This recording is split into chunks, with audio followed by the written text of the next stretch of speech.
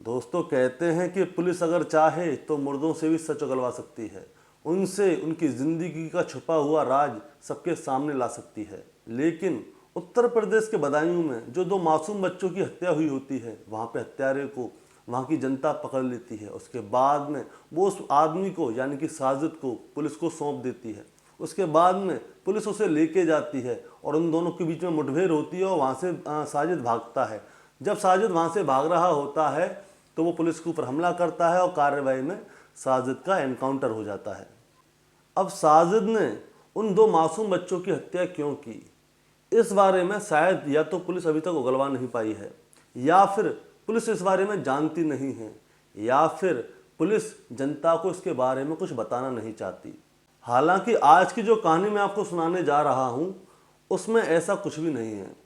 इस कहानी में, आज की कहानी में जो 3 कत्ल हुए होते हैं उसमें मुर्दे खुद अपने खून की गवाही देते हैं और जो पुलिस चाहती है वो करके दिखाती है।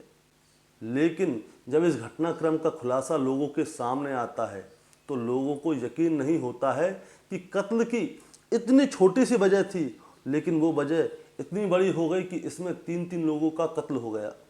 नमस्कार दोस्तों, मैं गौरव शर्मा और आप देख रहे हैं गौरव शर्मा सफ़र।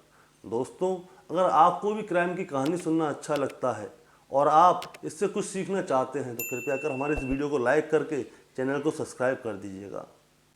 तो अब कहानी शुरू करते हैं। दोस्तों, आज की जो सच्ची घटना मैं आपको सुनाने जा रहा हूँ, ये सच्ची घटना है उत्तर प्रदेश की राजधानी लखनऊ की। दरअसल लखनऊ का एक थाना लगता है बिजनौर और उसी का एक मोहल्ला लगता है श्रवण नगर। श्रवण नगर में 31 मार्च सन 2024 की दोपहर में लगभग 2 बजे के आसपास एक लड़का जिसका नाम धीरेन्द्र होता है वो काफ़ी देर से बहुत ज़्यादा परेशान होता है। दरअसल उसे बहुत ज़्यादा दुर्गंध आ रही होती है। वो सोचता है कि शायद घर में कहीं पे कोई चूहा मर गया है। वो घर के हर कोने में झांकता है, हर जगह झांकता है, सामान के नीचे झांकता है, लेकिन उसे चूहा नहीं मिलता। अब वो क्या करता है, घर से बाहर आता है, कमरे से बाहर, तो भी उसे बदबू आ रही होती है। अब वो घर के ऊपर जाता है जहाँ पे कि कोई पहले उसके यहाँ पे किराएदार रहा करते थे। अब वो सोचता है कि कहीं ऐसा ना हो कि किराएदार के यहाँ पे कोई चूहा वगैरह मर गया हो। अब वो जाता है छत पे तो देखता है कि बाहर से उसका ताला लगा हुआ है। अब वो क्या करता है, किराएदार की खिड़की को खोल के अंदर झांकता है। अब जैसे ही वो अंदर झांकता है तो उसे दिखाई देता है कि जो उसके घर पे किराएदार रहते थे उस किराएदार की पत्नी की लाश वहाँ पे पड़ी हुई है और उस लाश को देखकर उसकी चीख निकल जाती है। दोपहर का 2 बजे के आसपास का समय हो रहा होता है। जब वो ज़ोर ज़ोर से चिल्लाता है तो आसपास के लोग उसकी आवाज़ सुनते हैं और आवाज़ सुन के उसके घर में आते हैं कि क्या हुआ।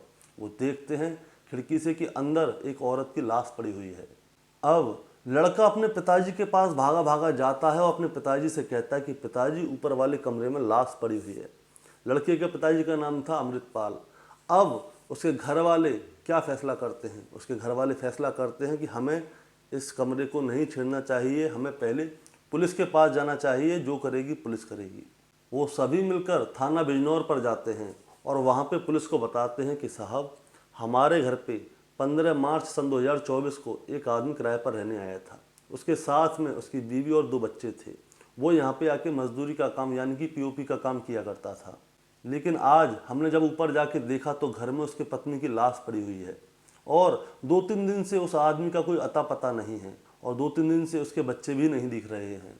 अब जैसे ही पुलिस को ये सूचना मिलती है, पुलिस यानी कि एसएचओ अरविंद सिंह राणा, एसीपी विनय कुमार और डीसीपी शशांक सिंह मौके पर भारी पुलिस फोर्स के साथ पहुंच जाते हैं देखने के लिए कि आखिर मामला क्या है।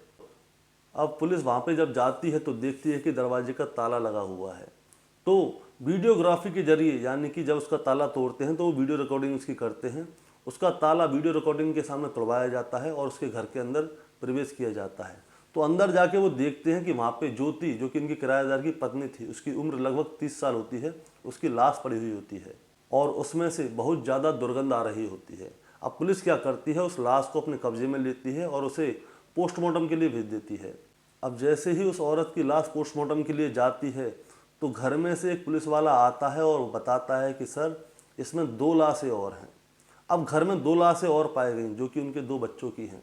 अब उसमें जो 2 बच्चे थे उनमें से एक बच्चे की उम्र 3 साल है जिसका नाम की आनंद है और जो दूसरी होती है बच्ची होती है उसकी उम्र 6 साल है और उसका नाम पायल है। अब जो लड़की और लड़का थे यानी कि आनंद और पायल, उसके दोनों बेटी और बेटा होते हैं। उन दोनों की लाश पाई जाती है बोरे में। अब एक ही घर से तीन तीन लाशें मिलती हैं, एक माँ और 2 बच्चों की।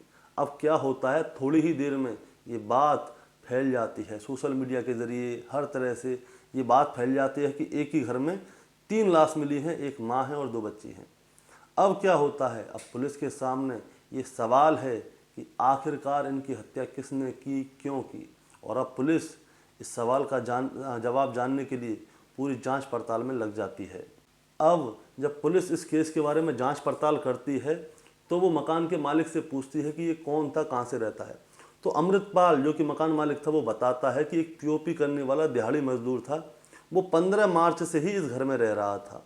उसकी बीवी और 2 बच्चे थे और वो रोजाना सुबह जाता है काम पे और शाम को वापस आ जाता है। जिसका नाम होता है राम लगन उर्फ माखन, जो कि बलरामपुर जिले का एक इलाका लगता है रतनपुर, वहाँ का रहने वाला था। अब पुलिस उसके बारे में जब जांच पड़ताल करती है तो वो पता चलता है कि जो राम लगन था वो रोजाना सुबह आता है। अब जब पुलिस उसके बारे में जांच पड़ताल करती है तो पता चलती है कि जो आदमी था राम लगन, जिसकी पत्नी और 2 बच्चों का हत्या हुई है, वो रोजाना सुबह टाइम से अपनी ड्यूटी पे जाता है और टाइम से ड्यूटी से आता है। अब पुलिस उसके मकान मालिक से उसका नंबर लेती है, लेकिन वो उसको कॉल नहीं करते। अगर पुलिस उसको कॉल करी तो वो हो सकता है वहाँ से भाग जाए, इसलिए वो उसके नंबर को सर्विलांस पे डालते हैं और उसकी लोकेशन निकालते हैं। अब जब पुलिस उसके नंबर को सर्विलांस पे डालती है तो उनको उसकी लोकेशन मिलती है उन्नाव की, और उन्नाव में एक इलाका लगता है मऊ। वो वहाँ पे सुबह से ही काम कर रहा था और सुबह से ही उसकी लोकेशन एक ही बता रही थी। अब पुलिस क्या करती है, जहाँ पे माखन काम कर रहा होता है उस जगह पे जाती है, उस घर की घेराबंदी करती है। अब पुलिस उस घर के अंदर एंट्री करती है और वहाँ पे जाके पूछती है कि ये राम लगन उर्फ माखन कौन है। अब माखन वहाँ पे खड़े होकर देख रहा होता है कि पुलिस ढूंढ ली है, तो वो कहता है हाँ मैं हूँ राम लगन उर्फ माखन, बताइए क्या बात है। अब जब पुलिस उसको अपने साथ वहाँ से ले जा रही होती है तो वहाँ के जो मजदूर होते हैं वो पूछते हैं कि साहब आखिर बात क्या है, आप इसे क्यों पकड़ के ले जा रहे हैं। तो वो बताते हैं पुलिस कि इसने अपनी पत्नी और अपने 2 बच्चों का खून किया है। अब वहाँ पे जो मजदूर होते हैं वो कहते हैं कि साहब ये ऐसा नहीं कर सकता, ये रोजाना सुबह 9 बजे आता है और रात को 1:30 झाड़ी करके जाता है 8 बजे, ये खून कैसे कर सकता है। और देखिए ये आज भी सुबह घर से आया है तो इसने खून कब किया। लेकिन पुलिस को उसके साथियों की बातों पर विश्वास नहीं हो रहा था। अब पुलिस क्या करती है, माखन को पकड़ के थाने ले आती है। अब थाने में लाके पुलिस माखन से पूछती है कि तुमने अपनी पत्नी और 2 बच्चों की हत्या क्यों की है, जो भी बात है वो तुम हमें सच सच बता दो। अब माखन पुलिस को कुछ नहीं बताता, वो उल्टे सीधे जवाब दे रहा होता है। अब पुलिस क्या करती है, उसके साथ थोड़ी सख्ती बरतती है। अब जब पुलिस उसके साथ थोड़ी सख्ती बरतती है तब जाके माखन टूटता है और अपनी कहानी बयां करता है। वो बताता है कि आज से कईयों साल पहले उसकी मुलाकात ज्योतिष से मुंबई में होती है, और जब मुलाकात होती है तो उन लोगों के बीच में बातचीत होना चालू होती है, और जब बातचीत होना चालू होती है तो वो दोनों करीब आते हैं। और जब वो नज़दीक आते हैं तो मुंबई में कुछ समय रहते हैं और उसके बाद मुंबई से वो उत्तर प्रदेश की राजधानी लखनऊ आ जाते हैं। अब जब वो लखनऊ आते हैं तो लखनऊ में एक सरोजनी नगर पड़ता है। सरोजनी नगर का एक गोरई क्षेत्र है, वहाँ पे आकर वो लगभग 4 साल तक किराए पर रहता है। जब वो वहाँ पे 4 साल किराए पर रह रहा होता है तो उसकी अपनी पत्नी से आए दिन सिर्फ एक ही बात पर झगड़ा हुआ करता था। वो अपनी पत्नी से बार बार बोला करता था कि मुझे सिर्फ तुम एक बात बता दो, ये जो 2 बच्चे जो हैं मेरे घर में खेल रहे हैं ये किसके हैं, इनका बाप कौन है, इनके असली बाप का नाम क्या है, क्योंकि ये मेरे बच्चे नहीं हैं। ना तो इनकी शक्ल मेरे से मिलती है, ना इनके कोई हाव भाव मेरे से मिलते हैं, तुम सही सही बताओ ये किसके हैं। उसकी पत्नी बोलती थी कि इनके असली बाप तुम ही हो, लेकिन तुम पता नहीं किस वजह से मेरे ऊपर शक करते हो। इन दोनों की इसी नोक झोंक की वजह से इनके घर में आए दिन झगड़ा होता था, विवाद होता था, लड़ाई होती थी। अब क्या होता है, थोड़े समय बाद ये लोग जो गोरई इलाका था उस जगह को छोड़ देते हैं। उसके बाद में ये जो श्रवण नगर था वहाँ पे जाकर किराए पर रहने लगते हैं।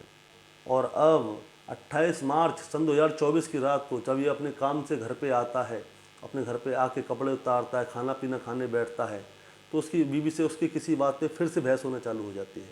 तो अपनी पत्नी से वही बात दोबारा से पूछता है, सही सही बताइए बच्चे किसके हैं? मुझे तो लगता है कि ये बच्चे मेरे है ही नहीं, क्योंकि ना तो इन बच्चों की शक्ल मेरे से मिलती है और ना ही इन दोनों बच्चों की आदतें मेरे से मिलती हैं। अब माखन इस बात को बार बार अपनी पत्नी ज्योति से बोलता है। अब होता क्या है, अब इन दोनों में बार बार कहने पे कहासुनी हो जाती है। अब कहासुनी हाथापाई तक आ जाती है और हाथापाई बहुत ज़्यादा बढ़ जाती है। अब माखन क्या करता है, जो ज्योति होती है उसके गले में एक दुपट्टा होता है, उस दुपट्टे को उसके गले में घुमा के लपेट देता है और उसे जब तक खींचता है जब तक कि ज्योति के प्राण नहीं निकल जाते। उसे खींचता रहता है और आखिरकार में ज्योति की मौत हो जाती है। और जब ज्योति की हत्या हो जाती है, वो ज़मीन पर गिर जाती है, उसके बाद भी जो माखन होता है उसका वहसीपन खत्म नहीं होता। उसके बेटा और बेटी इत्मीनान से सो रहे होते हैं तो वो पहले अपनी बेटी के पास जाता है। जैसे उसने ज्योति की हत्या की थी, चुन्नी गले में डाल के और लपेट के गला दबा के, उस तरह से पहले वो अपनी बेटी की हत्या करता है और उसके बाद में अपने बेटे की हत्या करता है। अब वो हत्या कर तो देता है, लेकिन अब वो करे क्या? अब उसे बाद में डर लगता है कि अब इन लाशों का क्या करे, कहाँ पे ठिकाने लगाए, कैसे क्या करे। क्योंकि माखन किराए के मकान में रहता था पहली मंजिल पर, उसके नीचे मकान मालिक रहा करता था। अब वो सोचता है कि कैसे, आखिर कैसे इन तीनों लाशों को ठिकाने लगाए। अब वो क्या करता है, उसके घर में 2 बोरियां होती हैं, उन दोनों बोरियों में अपने एक बोरी में अपने बेटे को, एक बोरी में अपनी बेटी को रख लेता है। अब वो कहता है कि इस बोरी को ले जाके मैं कहीं जाकर फेंक आऊँगा, लेकिन उसके नीचे उसका मकान मालिक रहता था किराए पर। अब वो जैसे ही कोशिश करता है कि अपने कंधे पे बोरी टांगे और जैसे ही निकलने वाला होता है तो वो देखता है कि उसका मकान मालिक कुछ काम कर रहा है। अब वो वापस आ जाता है। अब वो एक डेढ़ घंटे तक इंतजार करता है। अब वो दोबारा से यही कोशिश करता है। वो मन ही मन में सोच रहा होता है कहीं ऐसा तो नहीं कि मकान मालिक मेरी ही आहट से जाग रहा है और बाहर काम कर रहा है, या मेरी वजह से ही बाहर खड़ा हुआ है। उसको अंदर ही अंदर डर सताने लग रहा होता है। लेकिन मकान मालिक को कुछ पता ही नहीं था कि उसके घर में पहली मंजिल पर 3 कत्ल हो चुके हैं।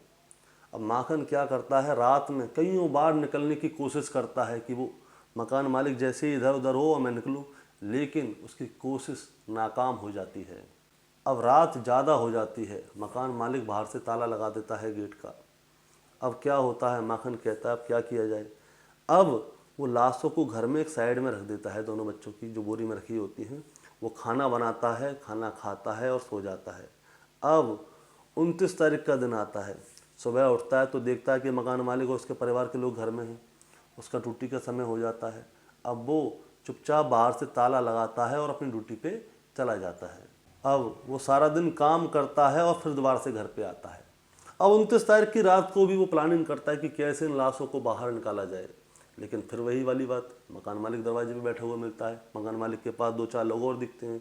वो बार बार कोशिश करता है कि मकान मालिक कब जाए, लेकिन मकान मालिक नहीं जाता।